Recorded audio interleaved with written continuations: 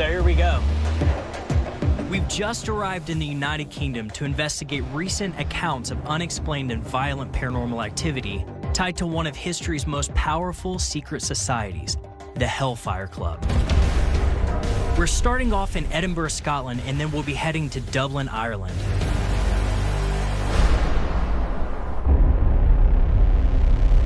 All right, guys, so we're starting our investigation here in Edinburgh, Scotland, because recently people were experiencing paranormal activity at Gilmerton Cove, an off-track betting parlor with an underground cave system beneath it. One of the witnesses claimed to have felt the sensation of having his throat cut while being held down. Now there's a second account of paranormal activity 226 miles from here at a hunting lodge on Montpelier Hill in Dublin, Ireland, which we'll be investigating tomorrow night. Now, the interesting thing about these two separate locations is that they're both linked to one of the most notorious secret societies in history, the Hellfire Club. The Hellfire Clubs were established in the United Kingdom in the 18th century. The interesting thing about this secret society is, because this isn't just ordinary men. We're dealing with aristocrats, we're dealing with dukes, and even government officials. these men joined these Hellfire Clubs so that they could indulge in some of their darkest vices. It's believed that they were performing dark rituals, gambling, having orgies, and even murdering young women. These are guys that are high up in society who were thought to have been killing just because they wanted to. These clubs were so popular, they spread throughout the United Kingdom. But the vow of silence that members took was taken so seriously that few accounts of what went on in these meetings exists. There were rumors that they were meeting in taverns, underground caves, and half-ruined abbeys. I think the most exciting thing about this case is there are so many accounts on opposite sides saying, well, they were killing people, they were performing dark rituals, and there are these other accounts that say it was just a group of guys that came together to get drunk in caves and have a nice place to meet their mistresses. So we have a chance maybe to hash this out. If the Hellfire Club is going to all that trouble to do these meetings under the ground in secret tunnels, you gotta figure what they're doing is not good. Exactly. Right. So what we need to find out, guys, is did the Hellfire Club get away with murder? In this particular Hellfire Club location that we're going to tonight, Gilmerton Cove, there's actually a walled-off corridor. If the rumors are true, this could be where the Hellfire Club members possibly hid bodies of their victims, so we need to find out what's behind it. Hector, is there anything that you can think of to help us get through it? We have to know what happened on the other end of that wall. Yeah, I think I got a couple ideas for some audio recording techniques that get through that wall and see what results we get. Perfect. Cool. Greg, you and Adam, go do as much research as possible. Not a problem, man. Molly, we have a meeting with a witness right now. Okay. This sounds like something incredibly dark and something evil, but guys, let's face it, that's our specialty. Cool. All right, let's do this. Good. Here we go. It looks like a bus stop, right? Yeah, this is the bus stop right here. Here we go. All right, let's do it.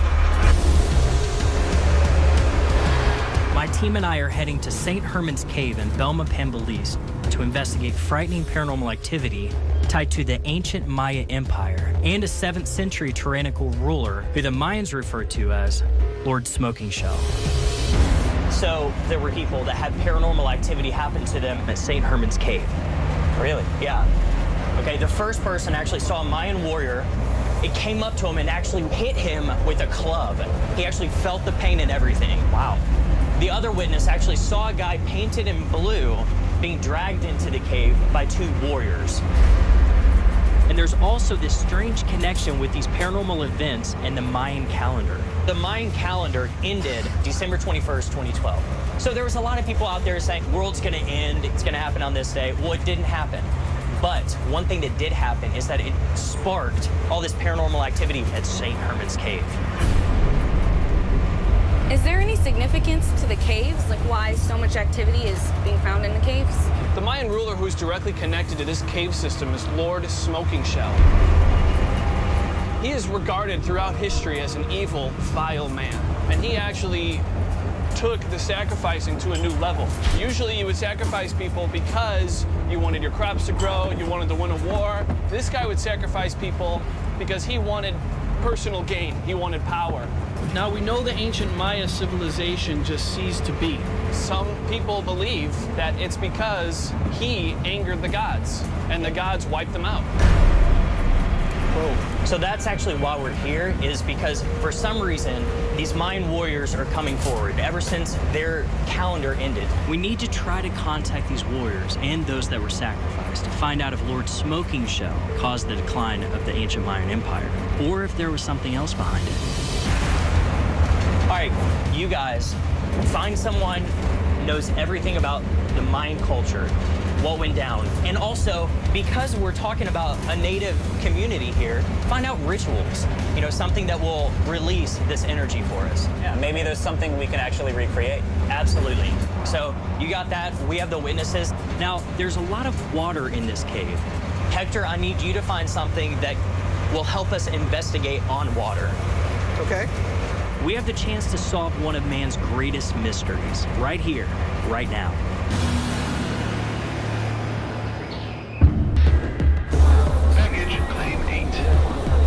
Off we go!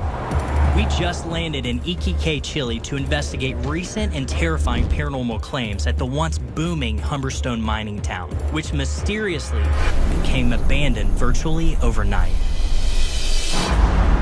So we're in Iquique, Chile to investigate some pretty incredible paranormal claims that happened just a couple days ago.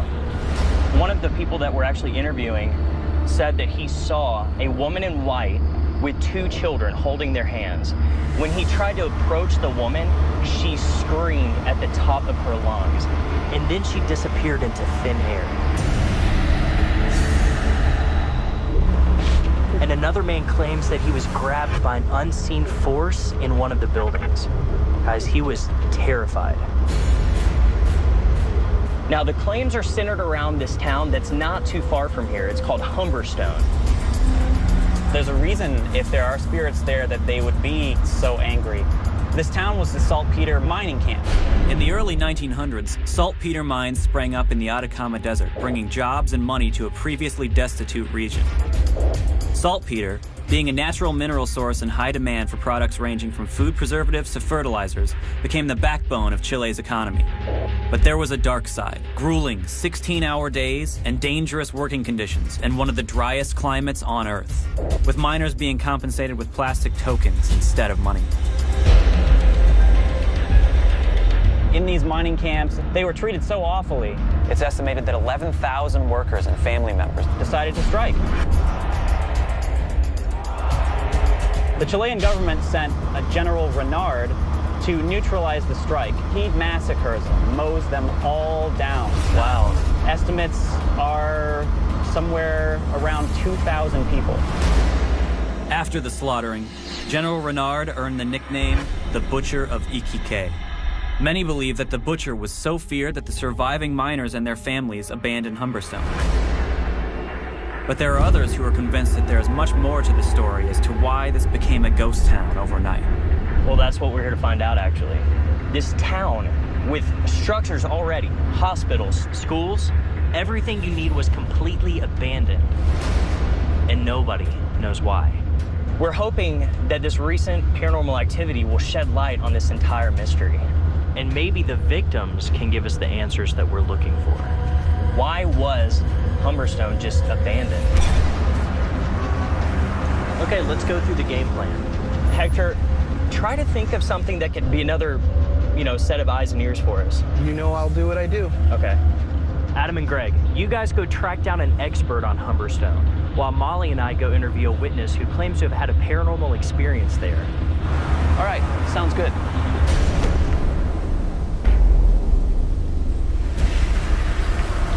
We have a number of people to talk to in Iquique before we head out to the Humberstone mining town. All right, guys, you know the drill. So we're gonna split up to get our information. All right, see you in a bit. See ya.